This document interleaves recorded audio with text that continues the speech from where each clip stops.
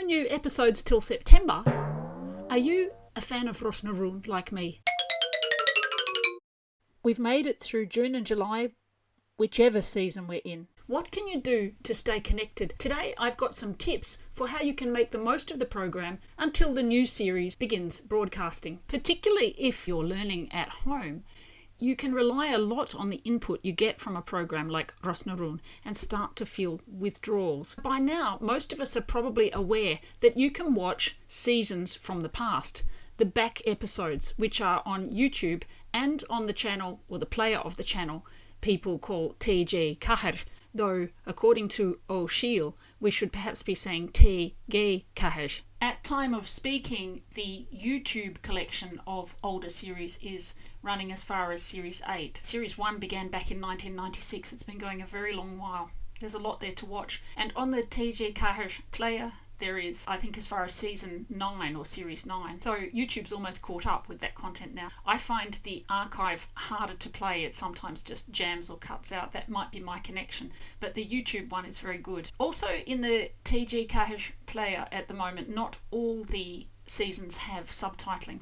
Sometimes they have them in both languages, sometimes in none, particularly in the earliest ones. So there you may be better off watching them on YouTube again, depending on your level of Irish. But it's better than having nothing at all, I think, if you're learning Irish. On the YouTube Rosnaroon page, you can easily get the English subtitles. You may have to dig a little if you want the Irish ones, which are very useful too. You can go into settings and choose English to Irish, so you have to mess with it a bit to find that. And it doesn't always match exactly what the people are saying, even though it's written in Irish. You may hear differences, but that can be useful too to help you learn different ways of saying the same thing. There is some evidence from research, depending on your level of a foreign language, that watching material and listening while also reading the subtitles not in your own language but in that language can actually be of more help. Do I think massive watching of films and TV is worth it for learning another language?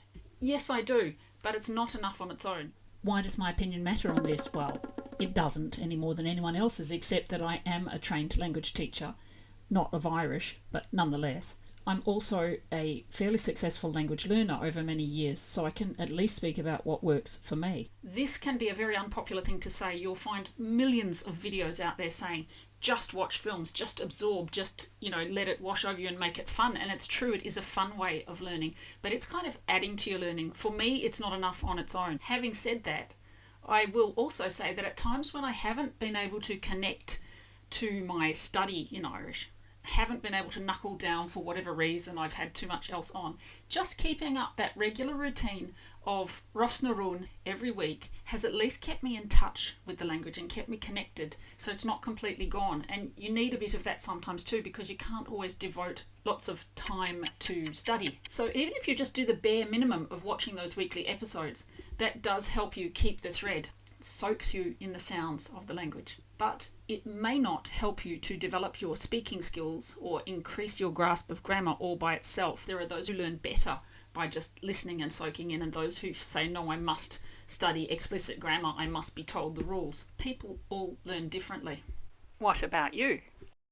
On the Rosnaroon YouTube page, you can actually find videos they've put there of people from around the world who use the program to help in learning Irish and telling their individual stories in short videos, which are well worth hearing as well, to add to your own repertoire of methods. So yes, what I'm recommending is to survive this dreadful summer break, where those of us going through winter or hiding from summer need our Rosnaroon fix. I'm suggesting you go back either into the most recent series or dig back deep into the archive. Maybe start from the very beginning if you haven't already. Let's look at some methods that you can use to make this more than just passive enjoyment, though. Passive enjoyment is good too. And while you're watching, you can help me solve this mystery I find throughout the series of how it is that the folk on Rosnaroon can keep flipping the kettle to make a cup of tea without ever checking the water level first or filling it at the tap. They need a see-through one like this. For those who might be thinking about, why is it good to watch this rather than the odd program here or there, or watching films, which are great too, I think the advantage the series, a drama series or a soapy in this case, has over films is that you become familiar with characters over time, and so much of your comprehension is improved by the likelihood of what a particular character will be saying or doing by understanding the context, which is more developed than in a single film, a single piece of input of whatever kind. You go on a journey through all the seasons of the show and you learn how the language and its usage have changed over time as well. That's a quite fascinating aspect of watching this series, to see how much more English, for instance, is used mixed in with Irish in the earlier seasons. Of course, it all depends on the stage you're at. If you understand a lot, you may want to reverse what I'm about to say. If you're beginning, it's probably best first to watch a fair bit with the English subtitles on. At least that's how I approached it, okay? Tell me if you did it differently. You might want to just immerse yourself in the sound of it first. But I want to understand the story and get to know people. Then what I would do is watch it with the Irish subtitles on. After that, though, there comes a phase where you'll want to try without any subtitles. Maybe you'll miss a bit the first few times you do this, but eventually it's a bit like learning to swim or learning to ride a bicycle. You just kind of move forward with it, and you find that you're globally understanding a lot more, even if you can't separate out all the words and even if you couldn't repeat exactly what someone said. This is quite a holistic way of absorbing and improving your receptive skills. Maybe just choose your favourites, or the ones that most puzzled you, the ones that were the hardest to follow, depending on how lazy that hot sun of the northern summer is making you, or that chill in the southern winter. How to use the viewing experience.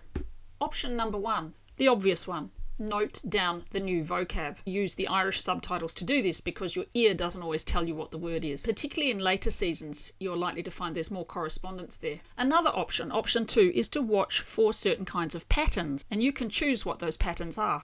It might be a particular paradigm of words in the semiotic sense. So you're looking at the lexicon used for repeated ideas that maybe run through a whole season, or maybe run through an episode, maybe a set of various insults that keep getting repeated, or turns of phrase, do this or go there, that kind of command. There are lots of imperatives, for instance, Colle, Brane, Fagsho, Nobaklesh. Do you know them? These are immeasurably helpful for building your own conversations because they're kind of pieces of language that are used in real speech. Another option, option 3, start noting where, and this takes a bit more work, where the English and the Irish subtitles differ from each other. This can be a way of learning idioms, figures of speech that do not correspond exactly across languages, even if they have the same sense. Part of learning a language well is absorbing those idioms that belong to it. They do change over time, but nonetheless, rather than translating in your head for expressions from your own language, which is a kind of accidental calque. Now, these idioms may at first seem poetic, but there's actually no sense in which any given language is more poetic than another.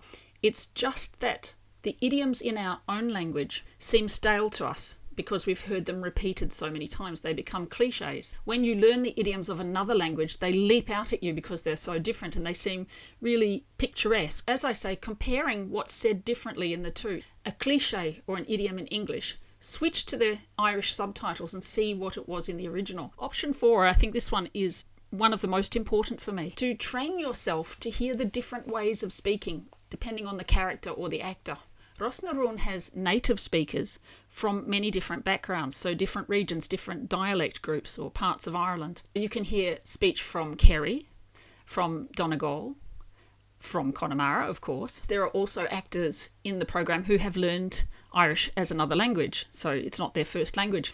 This doesn't make them lesser, it just means that they speak differently. They're fluent speakers. Their speech may actually at first seem clearer to those of us who come from an English-speaking background. What's important is to recognise when you're listening which speech sounds actually do belong to the language, which ones we should be striving for. So distinguishing between broad and slender consonants, for example, and learning the ways in which the words run together in natural speech, even though it's actually acted speech. For instance, the way in which a word ending in a vowel may just run into the next word that begins in a vowel rather than separating them in a more staccato manner. Once you've started to hear these differences, you can't unhear them.